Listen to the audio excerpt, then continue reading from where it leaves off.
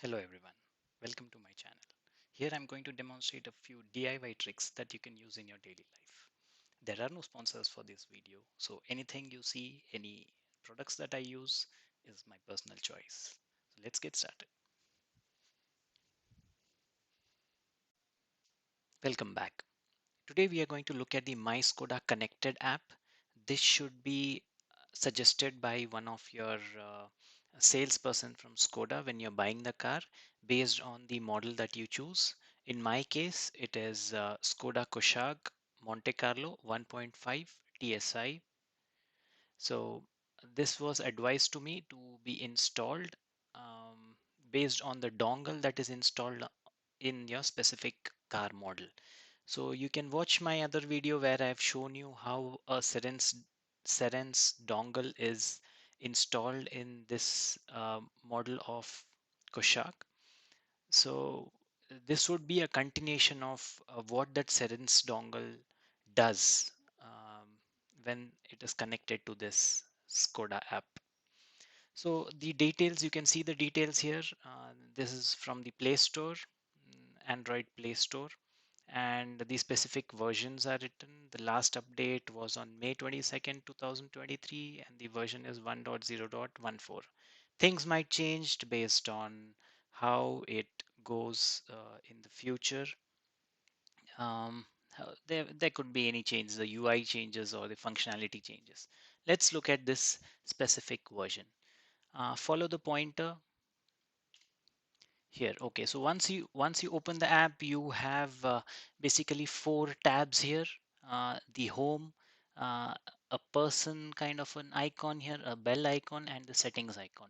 We'll look at each one of them. So let's first, when you go to the home page, you see a vehicle selection in case you have multiple vehicles. There's a drop down here. You choose it, it list in one of these, and you can choose the vehicle there. On the right side, if you see, there's a more option here. You click on more, you get the other status of the cars. Like say for example, if your car engine is running, you have the speed, RPM, engine load, the fuel, the coolant, the battery level, the intake, and of course the signal strength of the SIM card that is installed in the CERENCE dongle, and of course the dongle status.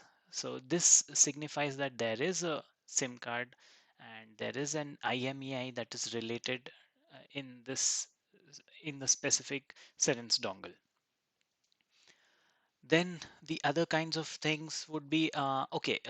Before I go there, the vehicle status update would again be debatable because this updates every now and then based on the kind of signal that you're receiving and how well it is transmitting to the app from the Skoda servers there.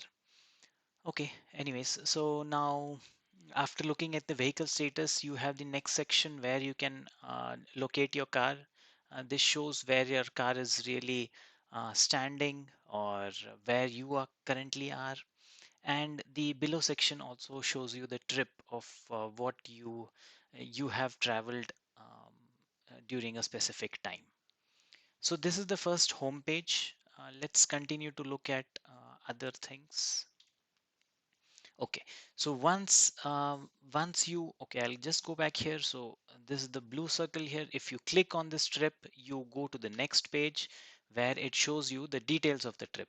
So you can specify the date, or you can drop down. This is the trip section here.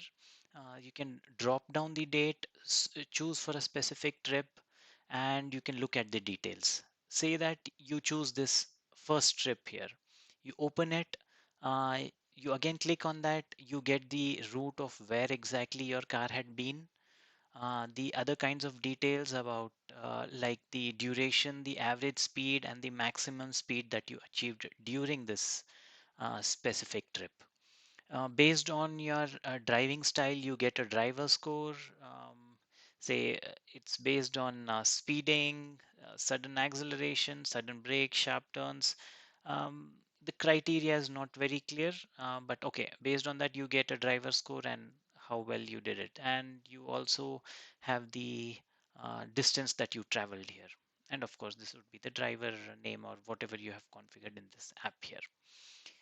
Then this was the trips tab. Now you can come to the statistics tab also. The statistics tab again has something similar in the form of graph. You have different details of how things have been. How many number of trips did you on a selected date? How many number of trips did you do? How much time did you drive in total? How much total distance did you cover? And what was your driver score? So this is the statistics. It can be done in day, week, month, different kinds of formats. Okay, so let's go next. Okay, so again, you are in the home section here now. One more very good feature is say that you are a little far away from your car and you have somehow missed to reach the car, or you want to know where the car is really parked. Um, you just click on the icon. It would you have different options where it can you can locate and track it.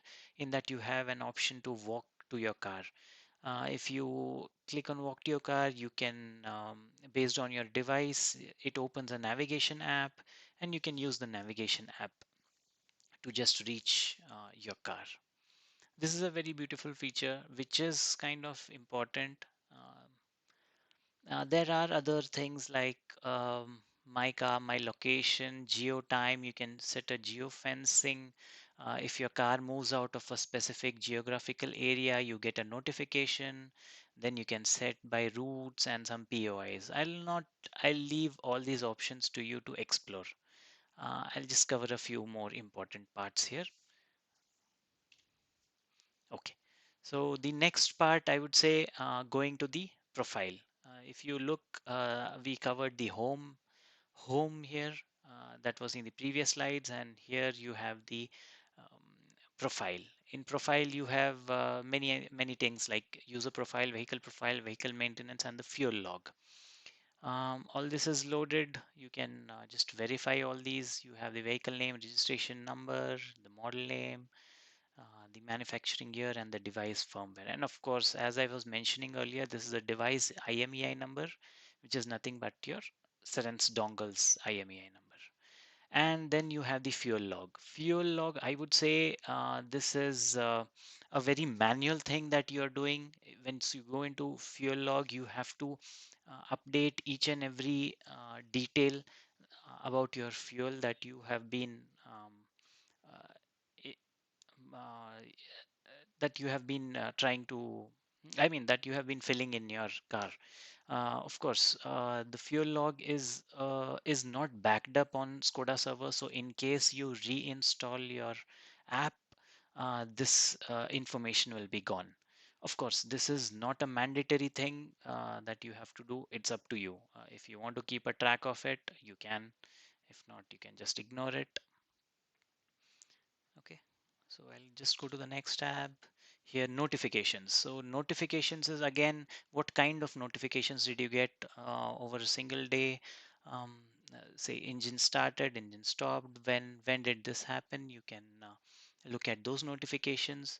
On a specific day, I would say how this notification is important from considering a use case.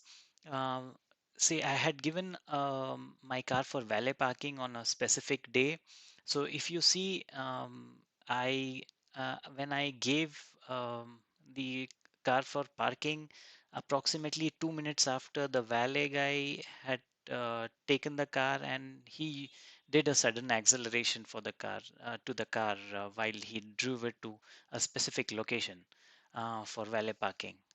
This is something you can have as your scenario where um, one of the use cases I'm saying this was so important. So in case something goes wrong with your car, you at least have some information of what really went through. This was a very helpful one on a specific day for me. So you can think of a lot of use cases. That way notifications are important, and you can drill down based on these. Okay, in case you face some issues there. Okay, so this is about the notifications tab, and then we have the settings. the last settings button, you have many things like notification alert, voice alert, the EULA, the terms and conditions, the uh, privacy policy, the help, and about the app. So uh, these are again, you can just explore them. You can shut down a few notifications that you don't like to see, and you can even have some voice alerts configured by default. The version of the app is given in the About app here. So if you see, the version is matching the same one that's there on your Google Play Store 1.0.14. So this was about the app. If you're a new user, I think this would be very helpful. That's it from this video. I hope you liked the video and it was informative. Please do like and subscribe if you found it helpful. See you in the next one. Thank you. Bye.